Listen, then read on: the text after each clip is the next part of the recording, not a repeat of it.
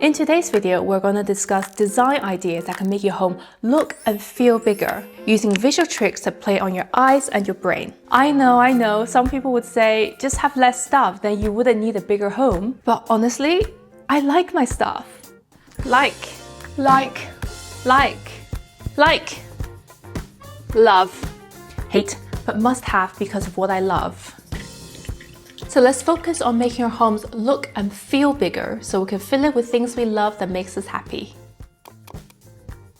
Generally speaking, floors with small squares and many broken lines makes a room feel more cozy, and floors with larger squares and fewer lines makes a room feel larger. This is because fewer visual interruptions makes a space feel more expansive. You see an unbroken surface and interpret it as continuous space. So if we were to take it to the extreme, if we have a room with continuous floor with no breaks, it would feel more large and expansive than the same room filled with mosaic tiles. And it doesn't matter whether it is tiles, carpet, or wood, the principle is always the same. Fewer lines means more flow. So if you want your space to feel a little bit bigger and you have a choice in determining the floor finish, go big. Keep the amount of division lines minimal. And if it's tiled, then you can even match the grout color to the tile so those lines disappear even further. Now that you've got your big, beautiful floor sorted, let's talk about the direction that you lay the flooring. Flooring in a diagonal layout tends to open out and widen the perceived area of a room. I think this is super useful for spaces like the bathroom, the entrance room, where they do tend to be a little bit smaller, but you want the space to feel bigger. By the way, if you can't change the floor, you can also put down a rug with lines that create the effect that you want. And if you have really narrow rooms like a hallway, you can also use the direction of the floor planks to help you out. Horizontal layouts visually stretch the width and prevent walls from feeling like they're closing in. So in narrow rooms and hallways, vertical flooring actually exaggerates length and creates a tunnel effect. And horizontal flooring balances proportions and makes the space feel wider. Now that we've conquered the floor, it's time to go up to the walls. Vertical lines can absolutely change the perceived height of a space because vertical elements naturally draw the eye upward, which makes you think the space is taller. Floor-to-ceiling curtains, vertical paneling, striped wallpaper, these all create the illusion of higher ceilings. Think of a small apartment with standard 2.4-meter ceilings. With curtains that end at the window frame, the ceiling feels lower and the room compressed. Now, if we were to add in some vertical wallpaper and then switch to floor-to-ceiling curtains, suddenly the space feels so much taller. You can also strategically place tall plants to draw the eyes upwards, and at night, add in some uplighting to also create these vertical lines. Color is one of the most powerful tools in design, so it makes sense a lot of people overthink it. Should I go with Farrow & Bowles elephant breath or dead salmon? Okay, first of all, who's naming these? And second, if you want your room to feel bigger, the answer is always to go lighter. Pale colors reflect more light, and when light bounces around the room, it visually pushes walls and ceiling outwards, making it feel way more open. Dark colors, on the other hand, absorb light, which pulls surfaces closer and makes room feel more enclosed. It's not that dark colors are bad, no, they're gorgeous for moody, cozy spaces. But if your goal is to make the room feel larger, then don't do it. Instead, paint walls in pale colors and make your ceiling even lighter than your walls to create the illusion of height. Darker at the bottom and lighter as you go up. A ceiling with darker paint color will pull it down and make the space feel shorter, which is great if you live in a very uncomfortably tall space and you want to make it feel comfortable. But if you have a low ceiling and you want to make the room feel taller, then keep the ceiling a lighter color.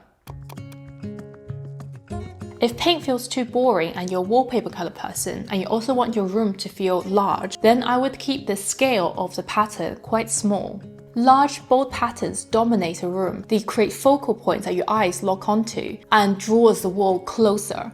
Small, delicate patterns add visual interest while maintaining an open feeling. They give the wall texture and personality without drawing too much attention and making it feel closed in. And obviously, the lightness and darkness of color also applies to your wallpaper.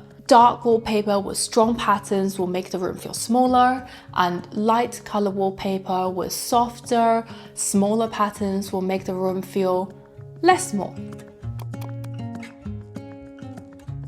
The weight of your furniture matters less than its visual weight. Elevated furniture, so pieces with visible leg, they appear lighter and less dominant than pieces that are super solid.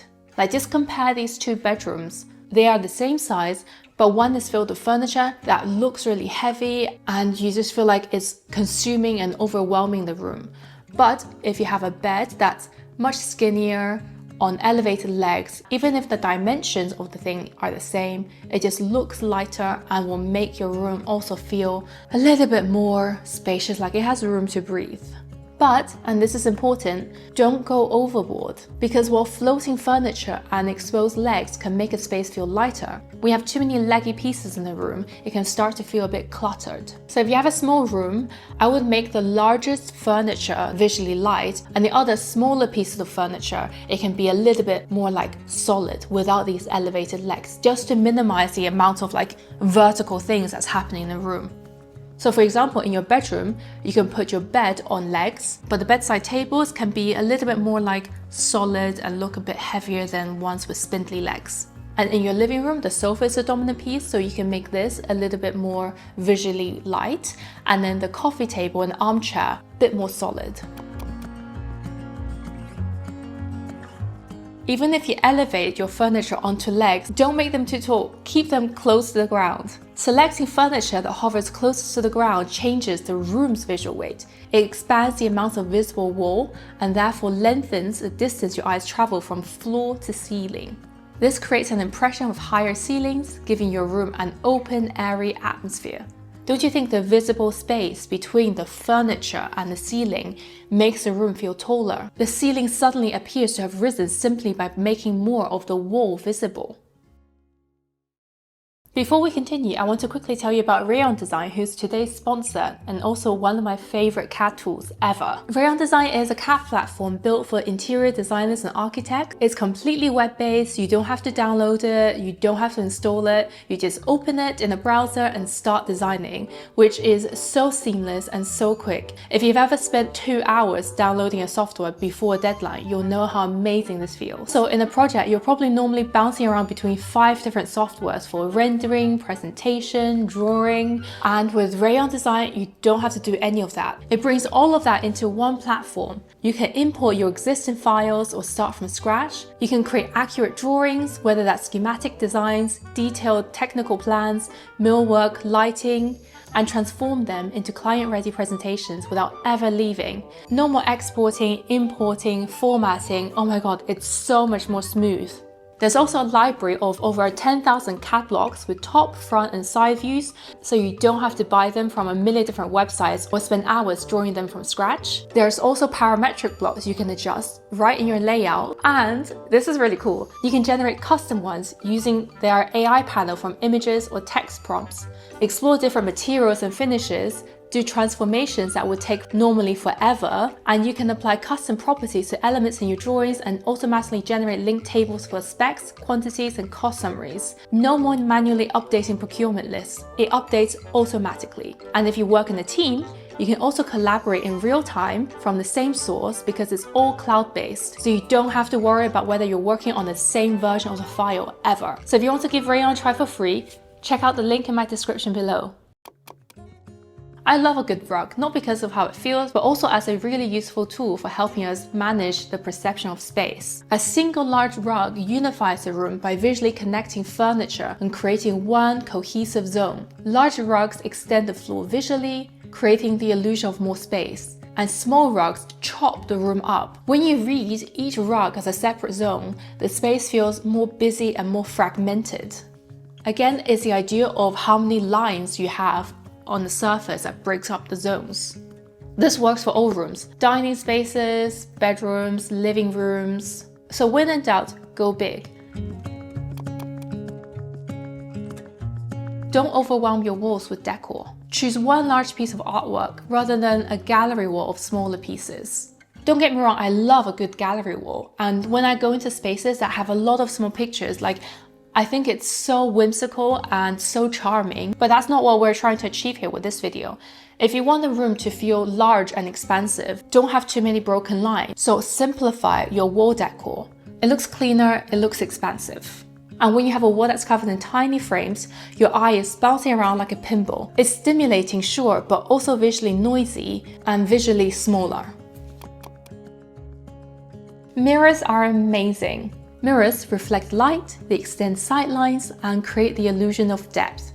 So to use it properly, position a mirror across from a window to reflect natural light and create the illusion of a second view. This makes the room feel brighter and more expansive. But mirrors reflect everything, good and bad. So if your home is cluttered, a mirror will double that visual chaos. So implement clear sight lines first, minimize the clutter, figure out what your mirror will reflect, whether it's a good clean space. For example, if you have a wall in your hallway that's very messy because it's where you hang your coats and bags, then I would never hang a mirror opposite this wall where you can see more of this mess. So let the mirrors reflect what makes you feel good, not what makes you feel stressed.